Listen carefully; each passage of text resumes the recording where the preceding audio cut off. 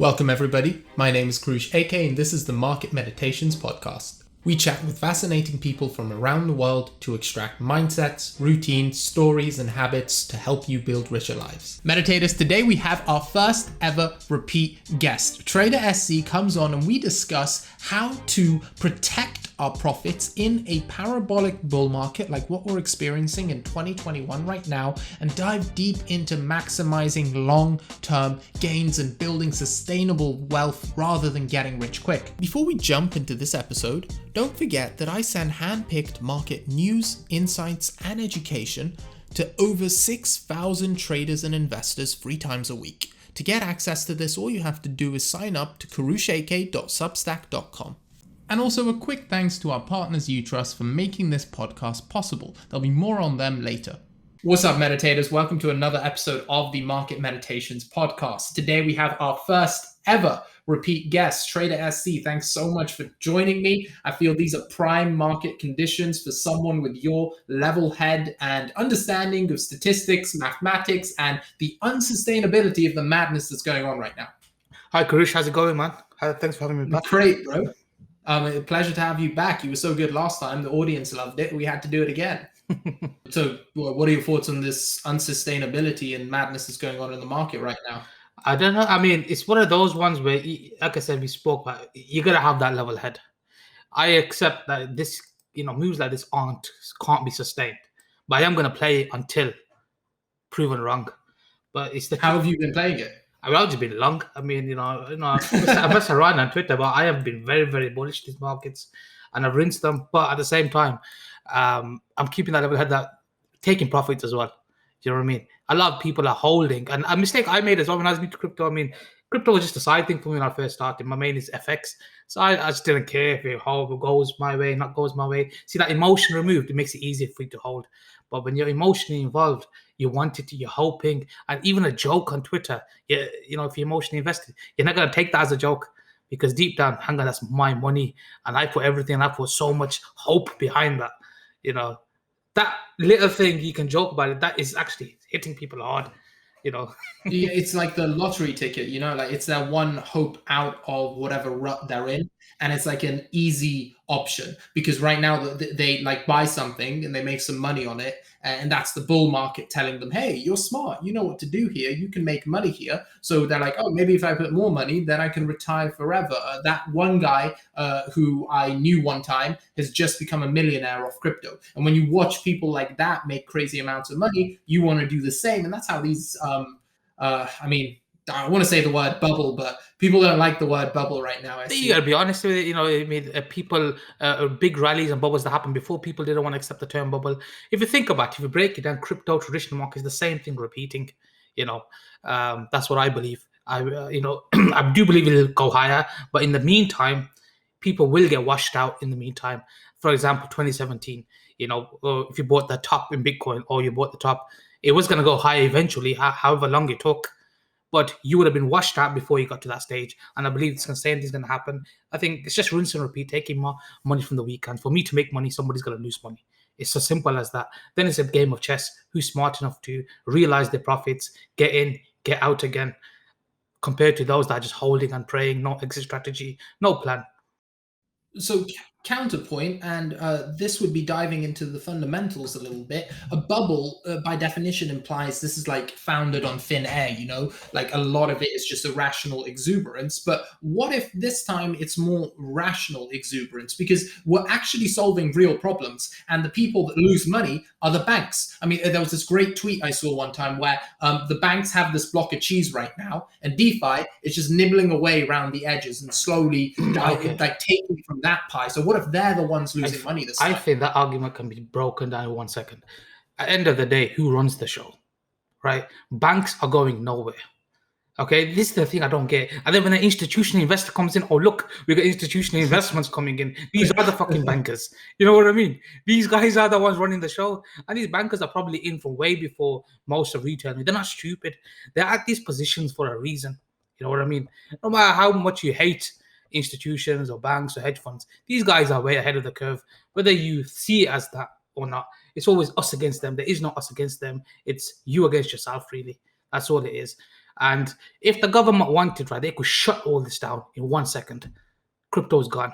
You know what I mean? What are you gonna do? If they wanted to, they could just shut it all down. And the arguments we put forward, if you're not level-headed, you're gonna convince yourself of whatever you want. So I always keep that in mind.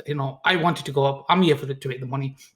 I don't care if it lasts. I'm with you on that. You need to take care of yourself, and at the end of the day, that's the way you're going to But be think most about successful. it. If the government wanted to, they could shut down this straight away.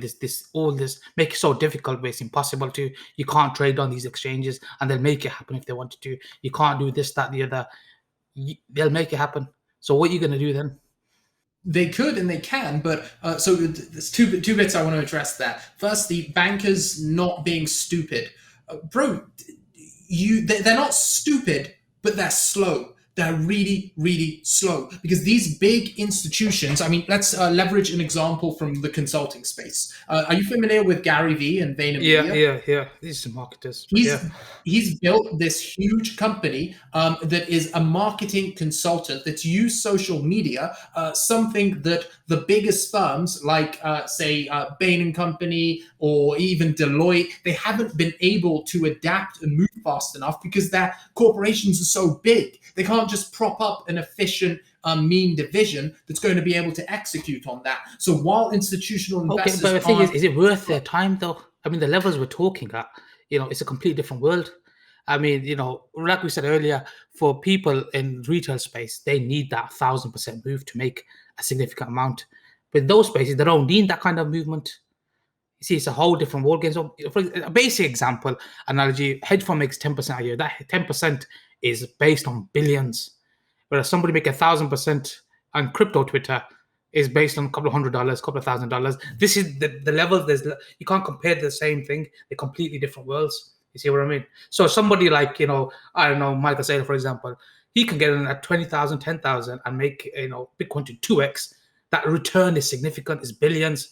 Whereas we need something like, 10x to make significance. That's the difference. So they can afford to come in late. It doesn't matter, test the waters, how's it going? If you've got $1 billion, right, and you're going to ride Bitcoin from 20,000 to 25,000, how much have you made? Compared to someone that got in 10,000, I'm getting out 50,000 small amounts. He needs that. So they got more opportunity. See what I mean? So it's not about, this is my opinion anyway. It doesn't matter if they get in late. When they get in, that small movement is enough for them to make a significant amount. And then it comes to a point of how much do you need? Do you see what I mean? Whereas those retail guys that need that big movement to make that they won't even come close. So people don't see it like that. That's my opinion anyway.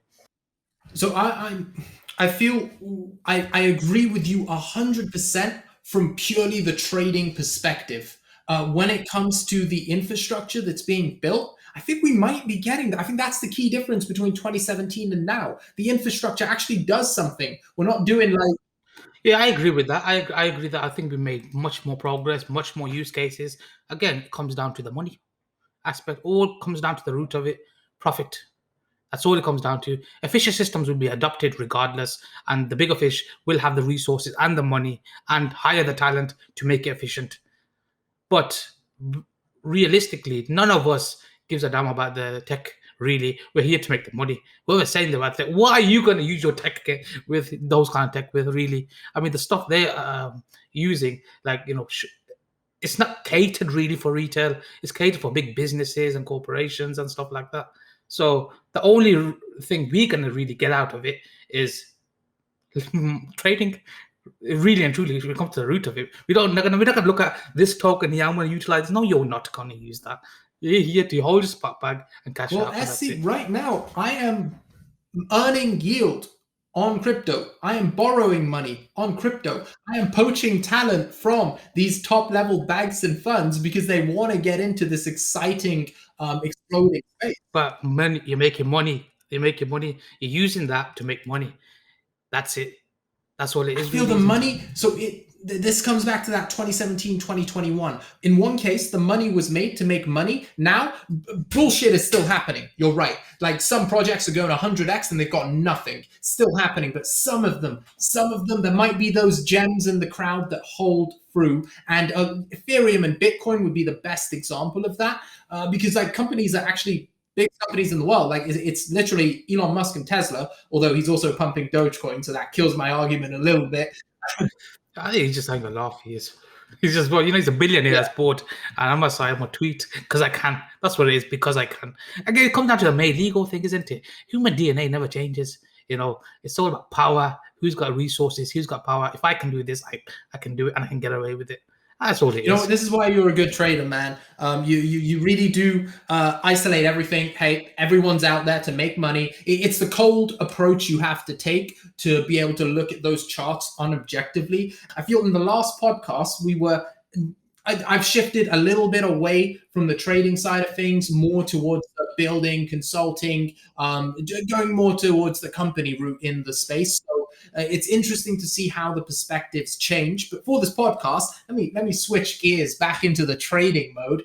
SC, how do you take profit in this bull market? Let's get some tangible alpha, actionable stuff out for the listeners. There's no right or wrong way. It's just a method I have. That's it. The way I do it is that's the one key root of it is working backwards. How do I get back in? So if I identified how to get back in, I'm not worried about taking profit then. Whereas if I don't have a plan to get back in, or I don't know how to get back in, that's when I hold on emotion. See what I mean? If I've got, you can have a valid reason. I don't know, a basic reason. When we've got SI, fib extension, for example's sake, especially in price discovery with a lot of these cryptos, that's a logical area. If it comes to that level, starts breaking down or weakness, I take my profit. And then, but keeping in mind, if it does continue, how do I get back in? That how do I get back in is the key for me anyway. So that removes that emotional side of things and tackles the issue of not FOMO. And it's as simple as that for me. So how do I get back in? When you sell, you're thinking, where do I re-enter? Is that what's going through in your head?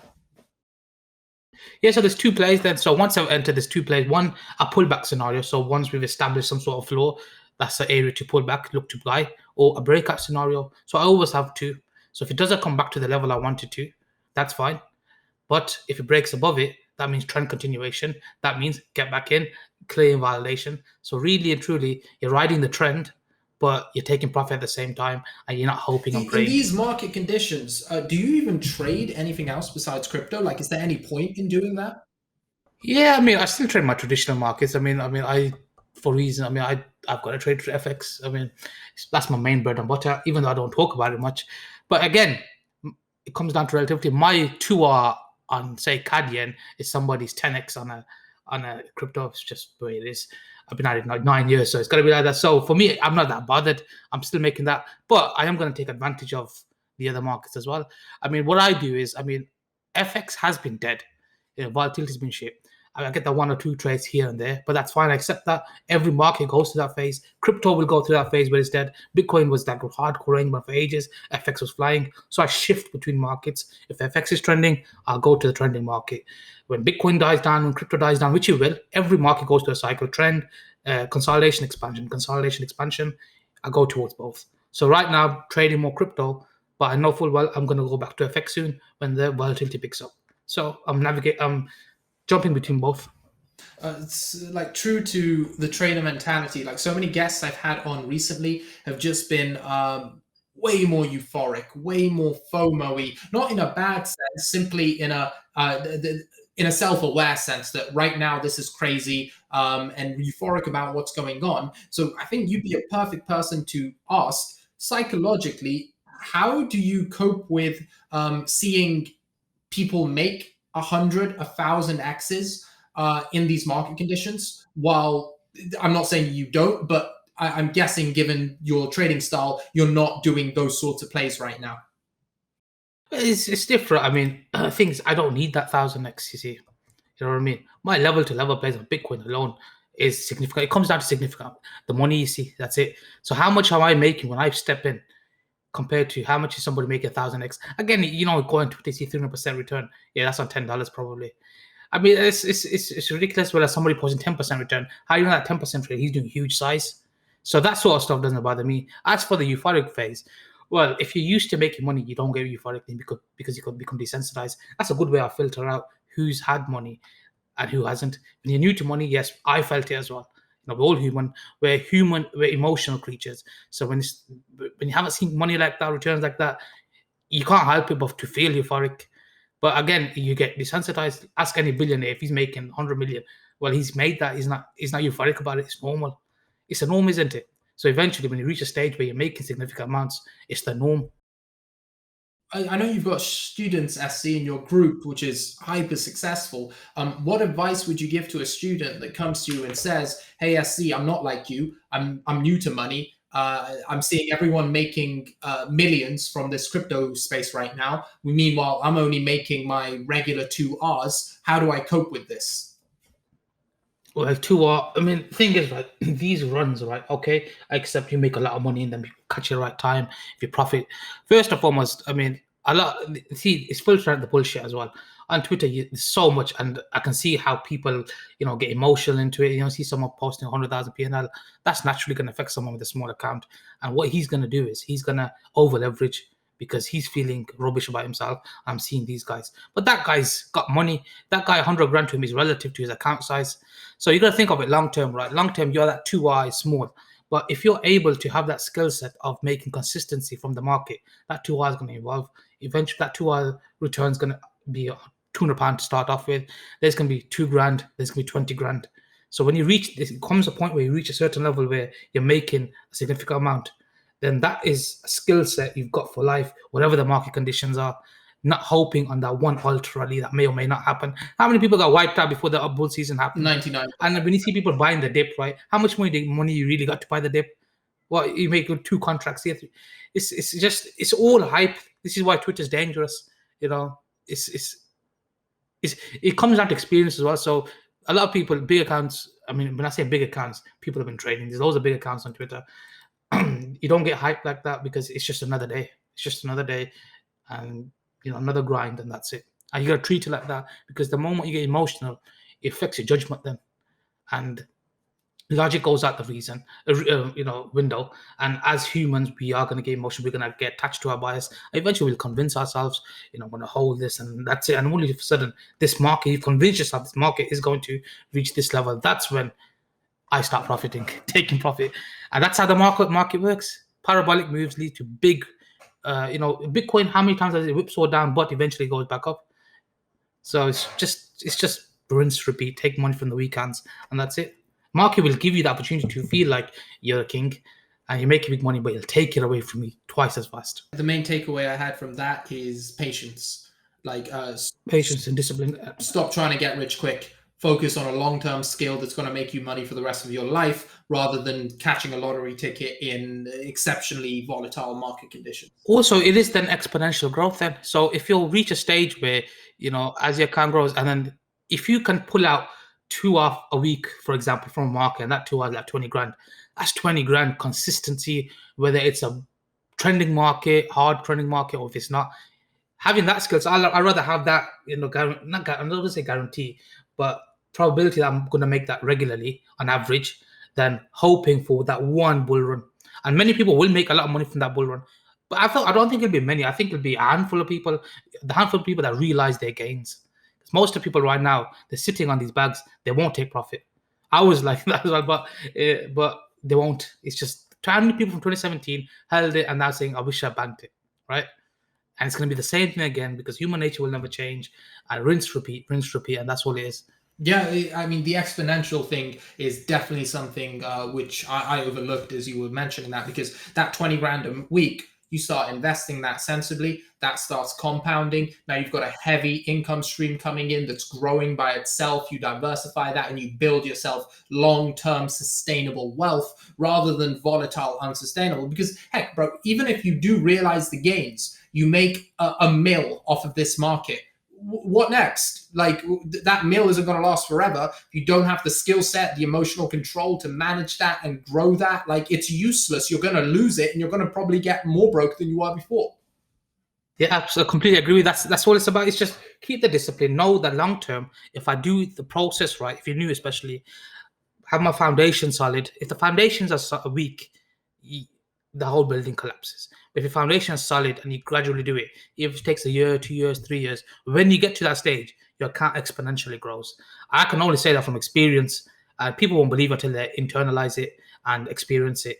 But if you look at anything, if something in the foundation start solid, like you look at crypto, the alts right now, those with solid foundations, even with the big dips, right? Their dips are small, shallow. That's a silly example I'm using because there are solid foundations, whereas those are scam pumps, or they all will rally together.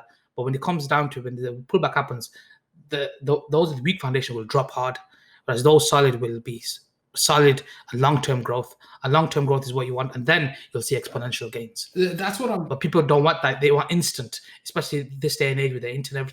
Everything's got to be quick. Impatience. People feel entitled. Why? But again, everything must snap back to the mean, and this snapback of the washout that will happen will teach people a lesson. Well, it's great that it will snap back, and most people aren't impatient, so they'll lose. But for those listening, for those who can actually put that aside and be patient, for those who can realize and be humble as well, because you have to think, run the numbers. If you keep 10xing every month, it's not going to take you more than like 2 years to get richer than Bill Gates or Elon Musk or every richest person in the world. Like, have the humility to know that this might not be sustainable, that you might not be an exceptional outlier that's going to outperform everyone in history ever. When you say it like that, it seems obvious, but it's incredible how many people in the heat of this moment will think that this time is different and that they are an exception to that. That's where the discipline factor comes in. Discipline, experience. I'm talking about from experience. I've been doing it for 9 years. Even then, I think I'm still inexperienced compared to some of the guys I work with. But I still think it's experience and discipline. Keep that head check. Okay, I'm feeling that. That's fine. It's good. But be realistic and be prepared. Always have a strategy. If things don't go my way, what am I going to do? So if you have that strategy, okay, if things not going my way, I cut it, but I plan to get back in, then you're tackling that emotional side, and it's the confidence it gives you as well. But even if I get out now, I know I can get back in. Whereas a lot of people, I've got out now, what do I do? I look on Twitter. Is he buying the dip? Oh, he's a big account. He's well known. But that big account, he knows what he's doing. You know what I mean? And he'll switch on a dime. Whereas you're just left there, probably keep buying, and then you've blown your account. And all that gains you've made, you've wiped it out one go. And that's all it takes. Upside is unlimited. Downside, it's only once. You hit that downside limit once, your risk of ruin, and you actually get ruined, you're done, it's over. And no one wants to hear it though, bro. Like, no one wants to hear this right now. When I tell you, hey, yeah, go on. Yeah, no, carry on. No, it's just absolutely. It's just nobody wants to hear the reality. Everybody wants to hear bury the head in the sand, and that's just with every bubble. Because if it goes against your emotions and what you're emotionally invested in, you want to block that out. Even though deep down hang on a minute, that's right. I don't want to hear it. And then eventually comes to a point where you start convincing yourself of your lies. You start believing your lies. And that's the dangerous part. I think we're in that stage right now. I post one bearish setup, and it's not even a bearish setup. It's a pullback setup, even though I've clearly said, these are my plans. If this happens, then I'm going to do this. But no, don't even mention that pullback plan. I don't want to hear it. Well, you can't help people like that. I would, it's not even. So you're saying price might go down. Cred and I were talking about this today. We can, if we say, hey, here's a 1 minute technical analysis highlighting a few key levels on a coin, people love it. They go crazy. Hey, price is going up. If we do a detailed risk management video teaching them how to protect their profits and how to make money long term, no one cares at all. But the fact of the matter is, this will never change. This is how you make money of people like this. So I'm not complaining about it. And no matter what you say, until some people learn from their mistakes and experience it, they will never listen. It's just fact. People say you should advise. Yes. People are still going to make their own mistakes. But this is how bubbles happen. So it's inevitable. It's going to happen. So I come to a point where there's no point, because it's going to happen regardless. So just go with it and say, yes, do as what you can if you want to help people. But the reason why it happens because of people like that. And if it wasn't for people like that, you wouldn't get bubbles. So how do you protect your profit? Give me 3 tips right now, which you'd give to a listener. If they know nothing, they're doing every wrong thing we've mentioned in this video. How do they still come out of this bull run on top? Well, you're never going to catch the exact top, and you're never going to catch the exact low. Be comfortable in the gray area, I'd say. Have a plan, whatever strategy is. I mean, there's a lot of strategies to take profit. Find one that works. Go back test it. just to see how it works, then forward test it to internalize it, proof that it's working, get a sample set. Once you've got one strategy that gives you ability to take some profit and also get back in, then naturally you'll just develop on that and improve it. That just comes with time. You're not going to get the exact right thing straight away, but that's how you would do it. Simple as that. So that's one bit where why do I have to get back in? Can't I just sell my BTC and keep the money? Yeah, if you're quite okay with that, that's fine. If you want to keep milking and making more, well, if you still got a leg to go, why not get back in? But yeah, there's nothing wrong with that if you're okay. How do you know when there's no more legs to go? Because what I'm thinking is the average listener here is going to buy back in and buy back in and buy back in and then get left back holding.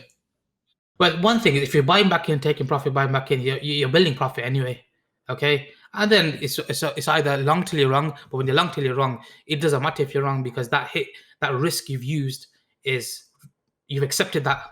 Whereas if you're longing with everything, well, you can have 10 winners in a row, you'll wipe it out. So one is long till you're wrong. Other ways, I mean, we'll never know we never can time it exactly, but you get signs of, starts macro, key high time frame levels breaking down, then you sort of got an idea of a top. That's all you can do. 9 years in SC, like you speak about some complex concepts very casually. So for listeners there, the risk attached. So every time you buy a position or make a play, there's a certain amount of risk attached to that. And risk is the cost of doing business in investing and trading. So every time someone says, hey, I've taken this trade to break even, and that means you take out your initial position or you put a stop loss at break even, you've already paid the cost, which is the risk. And a very complex concept to put into one sentence. Another way I find is, for me, psychologically, what made it easier, because I was like that, I found it hard to get back in. Everything I'm saying, I've done it. I've done it 10 times over, many, many times. But it comes to the point, at what point do I stop? One is it can't be sustained. Two is when I start seeing the benefits of getting in and then getting out and then getting back in, that profit I've made, I actually end up having a better average price overall because I bank it, and when it comes back to my support, I buy it, and then it gets easier because psychologically I've already made enough. I'm seeing the profit, and instead of holding that one position, it's technically like compounding, isn't it? Because if I get out of resistance, not an exact resistance, comes back down to my support, buy it again. I've already banked the price movement from support to resistance already, and I'm playing the same move again. So technically, you make more. And there's always ways where you can, adjust that, where I leave a portion in, okay, just in case it does go parabolic. At least I've got some exposure. And that stuff you just work around, and that only comes with experience. There's no way of cramming it all in one go.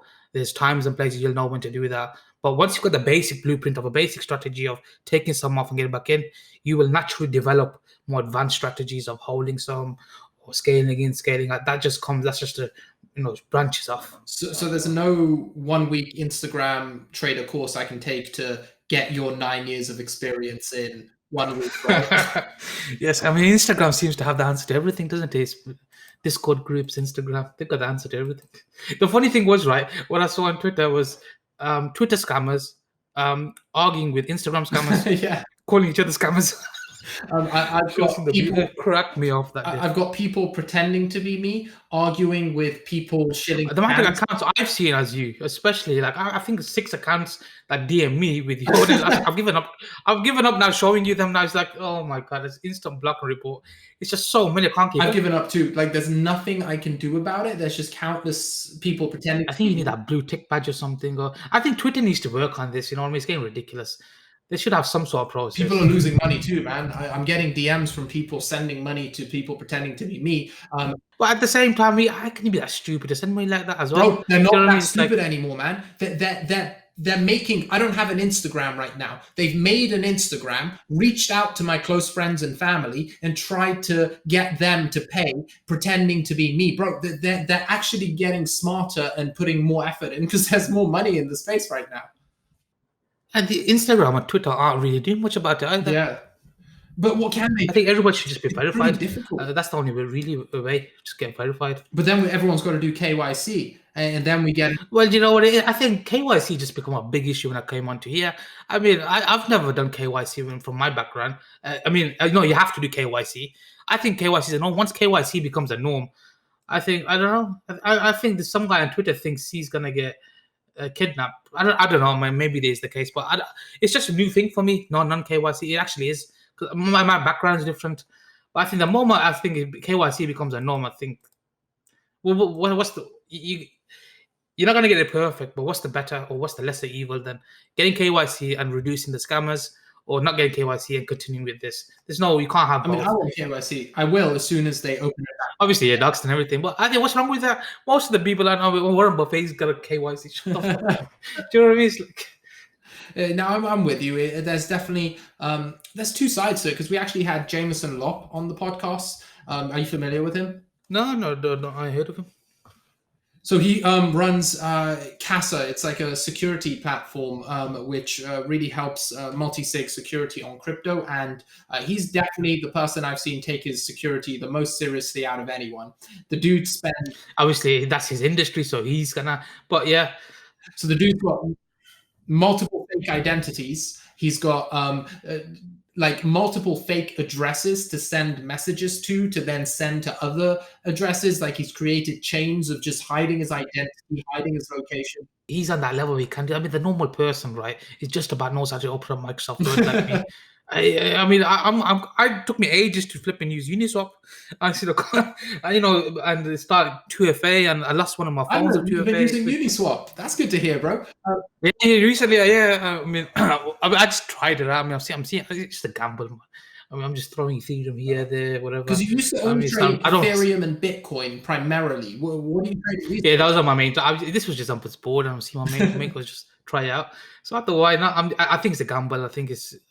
I don't see. It comes just to I don't need to do that. You know what I mean? I mean, some people made great amounts. So I think with smaller accounts, you got to find ways and loopholes to make big amounts quick. I can understand that Uniswap's done that. But if you're already okay, why go through all that headache and liquidity issues and this, that, the other? Man, just give me Bitcoin. I'll try Bitcoin, Ethereum. I'm happy with how much I make. I don't need all that headache. It's just about the bigger your account size, the less you can do, the less you need to do. For example, FX, I can do 1-2 trades a month, and I'm sorted. That's it. But the less you do, then, isn't it? You be more picky, and the probabilities are higher, and you end up making more return. I love the emotional control you exude. And one thing that comes up with your approach is circle of competence. There's always going to be an opportunity that can make you a huge amount of money, but long term, sticking to what you know best, it's not going to be the most profitable in 1 year or 2 years. But over 20 years, you get to avoid those big losses and those big wastes of time. And that's what keeps you super profitable. So you don't need to get involved in Uniswap and every DeFi venture that comes out. You can just stick to what you're doing and you know you're going to be fine. Yeah, that's what it is. I mean, a lot of the big traders I know, one trader I know that comes in like once, trades for 1 month a year, and then something happens at that time of year, milks it, and he's done. And the amount he makes now 1 month, he knows that inside that is crazy amounts. And he does other stuff as well. Don't get me wrong, he doesn't sit there. But that's his motion. That's because when your account grows, when you're experienced, you know exactly what you're doing by then. It becomes boring, right? It becomes boring. Like FX, right? I went weeks without a trade. But when that one trade come like 𝐏𝐨𝐿 I took this week, that's made like 2 months of income for me. You know, what I want to make anyway. And that's one trade done. And I can do, but that's only because you gotta get to that stage. And like I said, the like a CEO of a company, he worked hard at the beginning. Now he's just sitting there chilling because he's worked his way up, and he can do that now. Do you know what I mean? Because he's got to earn that right to do that, and that's trading as well. Similar to trading, you know, once you get to a certain level, you be more picky with your trade ideas. You don't need to go into everything. Less stressful, and because you're more picky, the probability of that trade is higher. And then you start compounding on that one position. That turns into a monster move. So I'm hoping that I'll get that with 𝐏𝐨𝐿, see how it goes. Well, I'm hoping you get that too. It raises another great point, which is money versus the other aspects that come from activities you take on. Do you enjoy it? Do you want to keep doing that? There's more than just making money. Like your CEO friend, I'm sure he still does trade and he does do stuff, but when he wants to, because he's got that freedom to do what he wants, when he wants, how he wants. And that's so much more attractive than money. Yeah, I think you gotta want to do it. You gotta enjoy doing it. I love doing it. That's why I do it. If you didn't enjoy doing it, you wouldn't make as much because you wouldn't go beyond. If you enjoy doing something, you'll go beyond the norm. Okay, it's just simple as anybody that does something they enjoy, they will go beyond what the normal person is doing, and that shows. And he'll naturally just be better at that. So I love trading. Even now, I mean, I don't trade as much, but I'm still at the charts all day.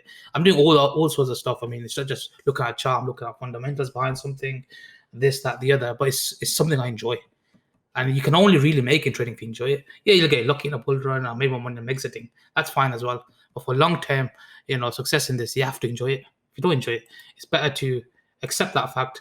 And if you want to look for short-term gains like bull runs, pre-sale, this, that, the other, that's fine. But if you want to trade long-term, you have to enjoy it. 110%. Enjoyment allows you to be better than people who don't enjoy it and more consistent. And I think consistency beats everything in almost every endeavor in life. Like that's why if I see people competing against me in similar things, outperforming me in the short term, it means nothing. Only consistency matters, and that's personally how I cope with. See, you can't. But you can only keep up a facade for so long. People can see the difference between somebody just trying to compete to make money and somebody that genuinely enjoy it. If you genuinely enjoy it, you will give value that people see, and say, you know what, I'm actually getting value from him. Why? Because when you actually enjoy it, you'll give that. So there is no competition then in that case, and people can filter out fakes quickly. So that's how it works. So that's why I completely agree with what you just said. SC, I had a whole episode structure planned for this, but we've just had a great conversation back and forth. It's been great. I think it's going to deliver tremendous value out of this episode, from emotional control to taking profits to just the point of all this trading and the importance of long-term consistency and patience. Is there anything you'd like to leave our listeners with? I mean, you always avoid plugging it, but SC's got a great trading group, guys. Definitely check it out if you're looking to learn how to do this as a full-time profession, taking advantage of his 9 years of experience. Is there anything else you'd like to add, SC? I mean, just make sure your foundations are strong when you're developing. Always stay disciplined, no matter how emotional you get or what people say on Twitter. If you're able to separate the two, okay, you're fine. If you feel like that's affecting you, don't be on Twitter then. Simple as that. Obviously, everything's based on Twitter these days. But yeah, just keep that discipline. That's it. Keep that discipline. Keep that work ethic, and do it properly.